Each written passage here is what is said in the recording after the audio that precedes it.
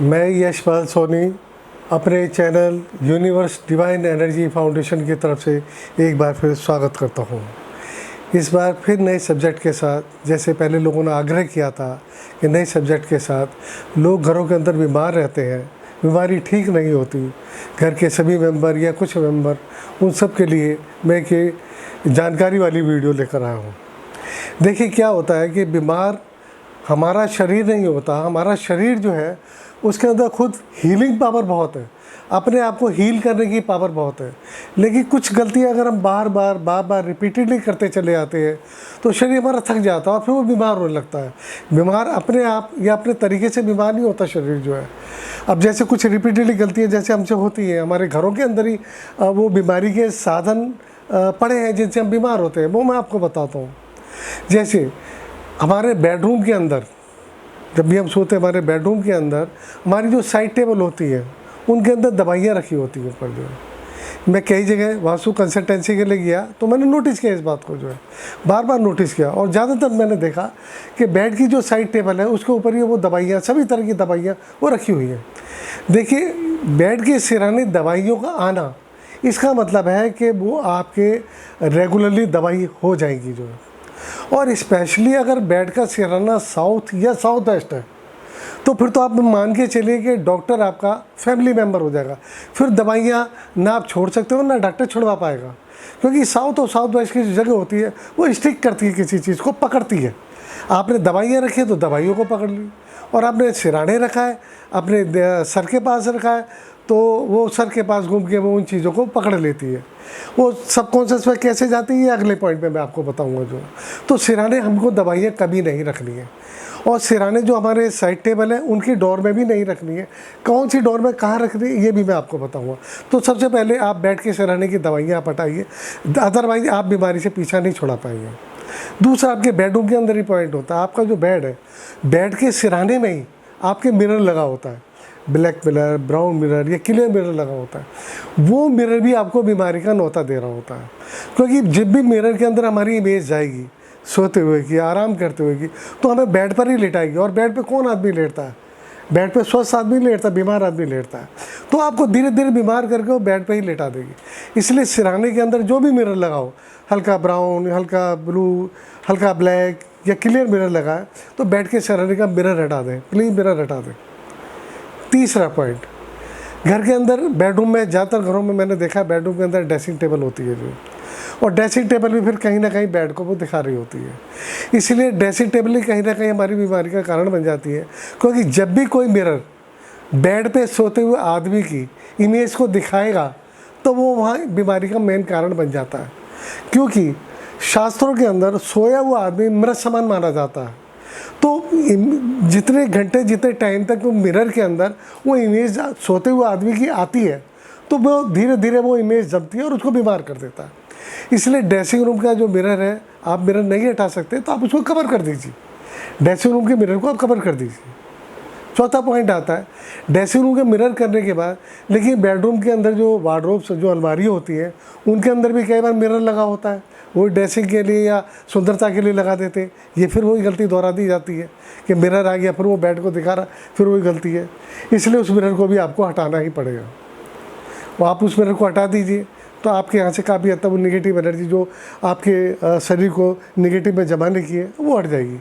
Even आपके अलमारी का शीशा बॉडी के जिस पार्ट को दिखाएगा, सोते हुए आदमी के जिस पार्ट को दिखाएगा उसी पार्ट में ही तकलीफ ज़्यादा बढ़ जाएगी। अगर टांग के पोर्शन को दिखा तो टांगों की तकलीफ बढ़ेगी, पेट को दिखा रहा तो पेट की समस्या आ जाएगी, सर को दिखा रहा तो सर दर्द की समस्या रहेगी।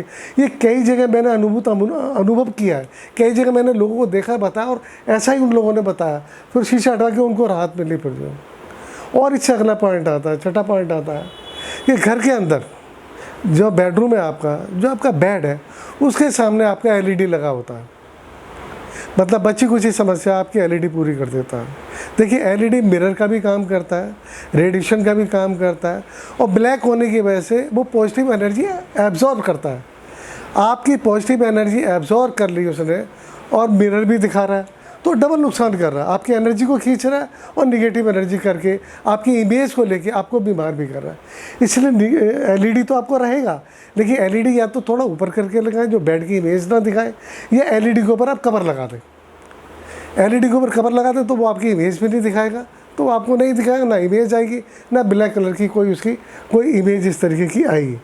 तो ये सारी परेशानियाँ बेडरूम से ही निकलती है, क्योंकि हम बेडरूम में ज़्यादा टाइम बिताते हैं सोने का, तो यही से परेशानी हमारी खत्म होती है।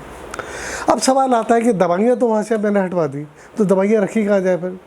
देखिए, उसी बेडरूम का जो भी नॉर्थ वेस्ट कोना पड़ रहा हो, नॉर्थ और वेस्ट के जो मध्य का होता है वो नॉर्थ वेस्ट होता है, आप नॉर्थ वेस्ट के कोने में वो दवाइयाँ रखें। वहाँ कोई अलमारी हो तो वहाँ रखें, वहाँ कोई सफ़ेद बॉक्स के अंदर रखें। अगर बॉक्स सफ़ेद नहीं है तो सफ़ेद कपड़ा ले लें, सफ़ेद कपड़े के अंदर उन दवाइयों को लपेट के नॉर्थ वेस्ट जोन के अंदर रखें, नॉर्थ वेस्ट कोने में रखें। दवाइयाँ आपसे भागने लगेंगी, आपसे दूर भागने लगेंगी, और दवाइयों के दूर भागने का मतलब है कि आप स्वस्थ हो रहे हैं, आप तंदुरुस्त हो रहे हैं, आप धीरे धीरे ठीक हो रहे हैं। और एक सबसे बड़ा कारण जो है, दवाइयाँ हटा दी हमने, सारी चीज़ें हटा दी, हम अपने आप को स्वस्थ कैसे करें? देखिए, क्या होता है कि हमारा जो कॉन्शियस माइंड है, जो हमारा चेतन मन है, एक्चुअली में वही हमें बीमार करता है, वो हमें इंजेक्ट करता है। कहीं हमने कोई बात सुनी या कुछ किया, कुछ खा लिया पी लिया, और किसी तरीके से वो हमारे शरीर के अंदर गया, ये कॉन्शियस माइंड करता है। लेकिन बीमारी को बढ़ाने का काम वो सब कॉन्शियस माइंड करता है, वो अपचेतन माइंड करता है। और अपचेतन मन कब जागृत होता है? जब हम सो रहे होते हैं।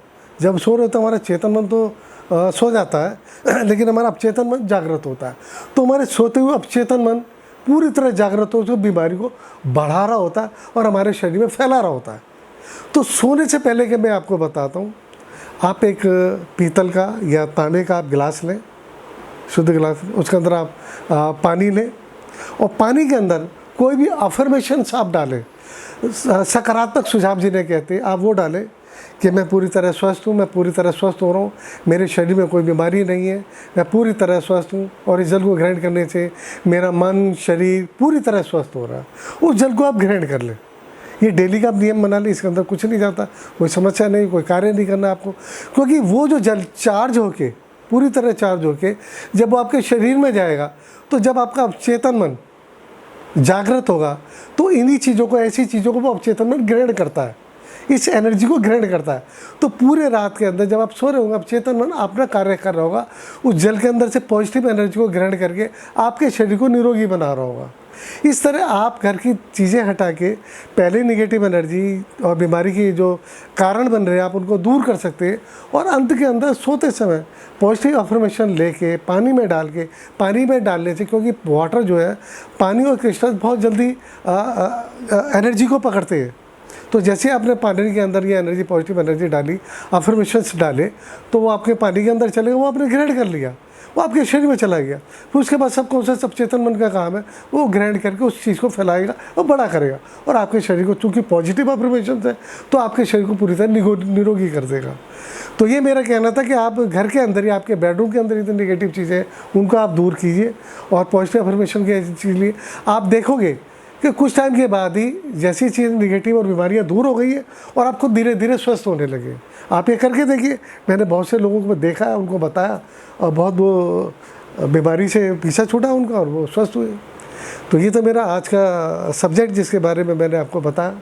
अगला सब्जेक्ट होगा कि लोग कर्जे से मुक्ति कैसे पाएँ। लोग कर्जों से बहुत परेशान हैं, कर्जों से कैसे मुक्ति पाए, ये अगला सब्जेक्ट, इसके बारे में मैं आपको अगले एपिसोड में विस्तार से चर्चा करूँगा। तब तक के लिए आपको धन्यवाद, फिर आपको नमस्कार।